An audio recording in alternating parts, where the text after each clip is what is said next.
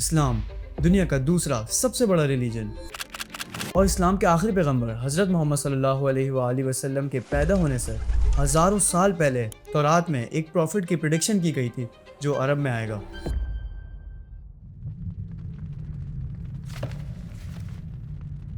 آئزیا ورس 42 میں لکھا ہے، دیکھو میرا غلام جسے میں قائم رکھتا ہوں، میں اپنی روح کو اس میں ڈالوں گا اور وہ دنیا میں انصاف قائم کرے گا، اور وہ جب تک زمین پر انصاف قائم نہ کر لے وہ پیچھے نہیں ہٹے گا اور نہ ہی اسے کوئی کچل سکے گا، اور میں بتوں کو اپنی تعریف چھیننے نہیں دوں گا۔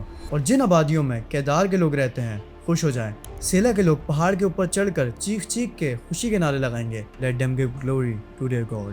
تو اب اسے سمجھتے ہیں۔ سب سے پہلے اس ورس میں کہا گیا کہ کیدار کے لوگ خوش ہو جائیں، لیکن آخر یہ کیدار ہے کون اور کیا ہے؟ حضرت ابراہیم علیہ السلام کے بیٹے حضرت اسماعیل علیہ السلام کے دوسرے بیٹے کا نام کیدار ہے، اور رسول اللہ صلی اللہ علیہ وآلہ وسلم حضرت اسماعیل علیہ السلام کے اسی بیٹے کیدار کی نسل میں سے ہے۔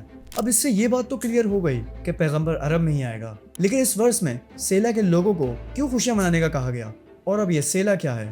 اگر آپ گوگل پہ سیلا سرچ کرتے ہیں تو گوگل آپ کو ایک پہاڑی کی لوکیشن دے گا۔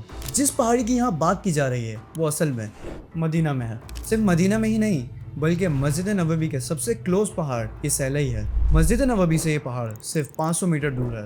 اسی لیے اس ورس میں سیلا کے لوگوں کو زور زور سے خوشی کے نعرے لگانے کو کہا گیا ہے، کیونکہ تمہارے پاس ایک ایسا پیغمبر آنے والا ہے جو دنیا میں انصاف قائم کرے گا۔ ناؤ اسی وجہ سے یہودی مدینہ آ گئے اور یہاں پہ آ کر آباد ہو گئے تاکہ وہ اس پیغمبر سے مل سکیں۔ خیر کچھ ٹائم بعد مکہ سے ایک شخص موصب بن عمیر رضی اللہ تعالیٰ عنہ مدینہ آئے اور یہاں کے لوگوں اور یہودیوں کو اسلام کی دعوت دی اور کہا کہ مکہ میں ایک پیغمبر آیا ہے۔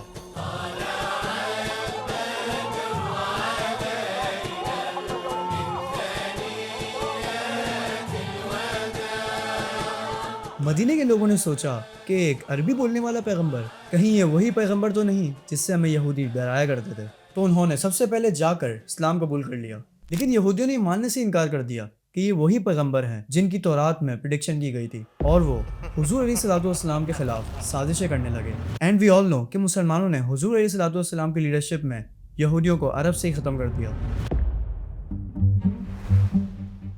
سال 623 AD اب قرآن کی پہلی وحی سے لے کر 23 سال کے بعد پورا عرب ایک ساتھ یونائٹ ہو چکا تھا۔ لوگ اپنے بتوں کو چھوڑ کر اسلام کی طرف آنے لگے اور پوری دنیا میں یہ بات پھیل گئی کہ عرب میں ایک ایسا پیغمبر آیا ہے جس نے پورے عرب کو ایک ساتھ یونائٹ کر دیا اور انصاف قائم کر دیا۔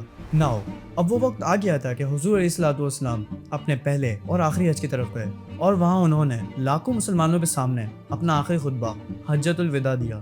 اس خطبے سے 10 سال پہلے حضور علیہ الصلوۃ والسلام کے ساتھ صرف 313 مسلمان تھے، اور اب لاکھوں کا مجمع حضور علیہ الصلوۃ والسلام کے سامنے کھڑا تھا، جو صرف عربی ہی نہیں بلکہ پوری دنیا سے مسلمان تھے۔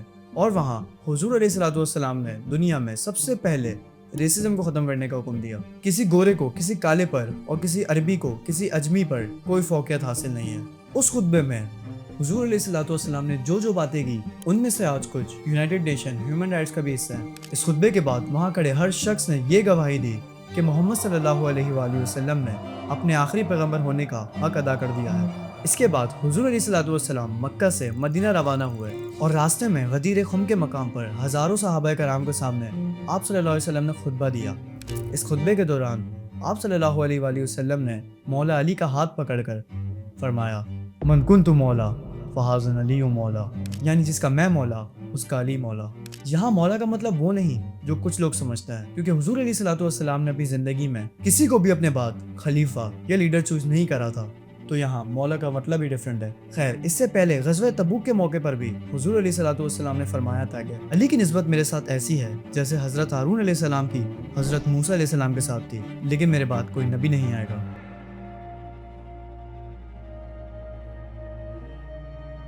حضور صلی اللہ علیہ وآلہ وسلم کے مدینہ آنے کے کچھ روز بعد ہی اچانک یہ معلوم پڑتا ہے کہ آپ صلی اللہ علیہ وسلم کی بیماری شروع ہو گئی ہے، اور آہستہ آہستہ یہ پھیلتی گئی۔ لیکن اس کے بعد بھی آپ صلی اللہ علیہ وآلہ وسلم مسجد نبوی میں امامت کراتے رہے، اور اپنے آخری دنوں میں وہ نماز کی امامت بھی نہیں کرا سکے، اور اپنی جگہ حضرت ابو بکر صدیق رضی اللہ تعالیٰ عنہ کو امامت کا حکم دیا۔ آپ علیہ الصلوۃ والسلام نے اپنے آخری دن حضرت عائشہ رضی اللہ تعالیٰ عنہ کے حجرے میں گزارے، لیکن آپ کی بیماری اس قدر بڑھ چکی تھی کہ اس کا علاج ہو پانا ناممکن سا نظر آ رہا تھا۔ آخر ایک دن حضرت عائشہ رضی اللہ تعالیٰ عنہ کے حجرے سے آواز آئی، کہ حضور علیہ الصلوۃ والسلام اس دنیا سے پردہ فرما چکے ہیں۔ خير رسول الله فاختار الرفيق الأعلى من الجنة. خير رسول الله. مان لو جیسے پوری دنیا کا وقت ایک تھم سا گیا ہے، ایک ایسا وقت جب پورا عرب زور زور سے رو رہا تھا۔ کوئی ماننے کو تیار ہی نہیں تھا کہ حضور علیہ الصلوۃ والسلام اس دنیا سے پردہ فرما گئے ہیں۔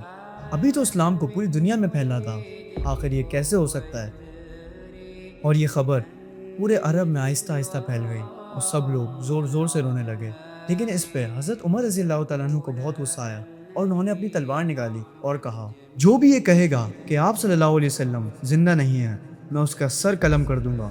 وہ حضرت موسیٰ علیہ السلام کی طرح کچھ عرصے کے لیے اللہ کے پاس گئے ہیں اور وہ واپس آئیں گے۔ جس طرح فرعون کی غلامی سے آزاد ہو کر بنی اسرائیل 40 سال تک ڈیزرٹ میں تھے، تو حضرت موسیٰ علیہ السلام اپنی امت کو چھوڑ کر 40 دن کے لیے کوہ طور پر اللہ سے بات کرنے کے لیے گئے تھے۔ تو بنی اسرائیل کو لگا کہ حضرت موسیٰ علیہ السلام وفات پا چکے ہیں، لیکن وہ 40 دن بعد واپس آ گئے۔ اسی لیے حضرت عمر یہ کہہ رہے تھے کہ حضور صلی اللہ علیہ وسلم اللہ سے بات کر کر واپس آ جائیں گے، کیونکہ آپ صلی اللہ علیہ وآلہ وسلم ہمیشہ یہ کہا کرتے تھے کہ ایک دن ہم رومن اور پرشین امپائر کو فتح کر لیں گے، اور ایسا کیسے ہو سکتا ہے کہ یہ سب ہونے سے پہلے ہی وہ ہمیں چھوڑ کر چلے جائیں۔ لیکن حضرت عمر رضی اللہ تعالیٰ عنہ کو یہ نہیں پتا تھا کہ اللہ ایک دن انہی کے ہاتھوں ان دونوں امپائرز کو فتح کروائے گا۔ پھر حضرت ابوبکر صدیق رضی اللہ تعالیٰ عنہ آئے اور حضرت عمر کو کہا کہ بیٹھ جاؤ، لیکن وہ پھر بھی تلوار لے کر کھڑے رہے۔ جب بھی آپ صلی اللہ علیہ وسلم کوئی بات کہتے تھے تو حضرت ابوبکر وہ سن کر بہت رویا کرتے تھے، لیکن آج جب پورا عرب رو رہا تھا تو حضرت ابوبکر صدیق رضی اللہ تعالیٰ عنہ خاموش تھے، کیونکہ انہیں یہ پتہ تھا کہ آج سے وہ غم کا دن نہیں ہے، بلکہ حضور علیہ الصلوۃ والسلام کے مشن کو آگے بڑھانے اور اسلام کو پوری دنیا میں پھیلانے کا دن ہے۔ پھر حضرت ابوبکر صدیق رضی اللہ تعالیٰ عنہ ممبر پر کھڑے ہوئے اور فرمایا، جو لوگ محمد صلی اللہ علیہ وسلم کی عبادت کرتے ہیں وہ یہ جان لیں کہ محمد صلی اللہ علیہ وسلم اس دنیا سے پردہ فرما چکے ہیں، اور جو لوگ اللہ کی عبادت کرتے ہیں وہ یہ جان لیں کہ اللہ زندہ ہے اور اسے موت نہیں آئے گی۔ اس کے بعد حضرت ابوبکر رضی اللہ تعالیٰ عنہ نے قرآن کی وہ آیت سنائی جو جنگ احد کے بعد نازل ہوئی تھی، کہ جب جنگ احد میں کافروں نے آپ صلی اللہ علیہ وآلہ وسلم کے کیمپ پر حملہ کرا تو سب کو لگنے لگا کہ آپ صلی اللہ علیہ وآلہ وسلم بھی شہید کر دیے گئے ہیں، لیکن ان کی جگہ ایک صحابی مصعب بن عمیر رضی اللہ تعالیٰ عنہ کو شہید کیا گیا تھا، جن کا چہرہ آپ صلی اللہ علیہ وآلہ وسلم سے تھوڑا سا ملتا جلتا تھا۔ اور یہ سن کر مسلمانوں کا سارا حوصلہ ٹوٹنا شروع ہو گیا، کیونکہ وہ آپ صلی اللہ علیہ وسلم سے اتنا اٹیچ ہو گئے تھے کہ کچھ صحابہ کرام تو جنگ کے دوران ہی رونا شروع ہو گئے تھے، اور مسلمان جنگ چھوڑنے ہی والے تھے۔ اسی لیے اللہ تعالیٰ نے قرآن میں ایک سورہ ال عمران کے ورس نمبر 144 میں فرمایا کہ محمد ایک رسول ہیں، ان سے پہلے بھی کئی رسول گزر چکے ہیں، تو کیا اگر وہ وصال کر جائیں یا انہیں شہید کر دیا جائے تو تم الٹے پاؤں پلٹ جاؤ گے؟ جیسے حضرت ابوبکر رضی اللہ تعالیٰ عنہ نے یہ آیت پڑھی تو حضرت عمر رضی اللہ تعالیٰ عنہ روتے ہوئے زمین پر بیٹھ گئے، اور باقی صحابہ کرام نے بھی یہ کہا کہ یہ ایسا تھا کہ ہم نے یہ آیت پہلی دفعہ سنی ہے۔ جب حضرت ابوبکر رضی اللہ تعالیٰ عنہ نے اپنی اسپیچ ختم کری تو تمام صحابہ کرام کو یقین آ گیا کہ سرکار دو عالم حضرت محمد صلی اللہ علیہ وآلہ وسلم خاتم النبیین اس دنیا سے پردہ فرما چکے ہیں۔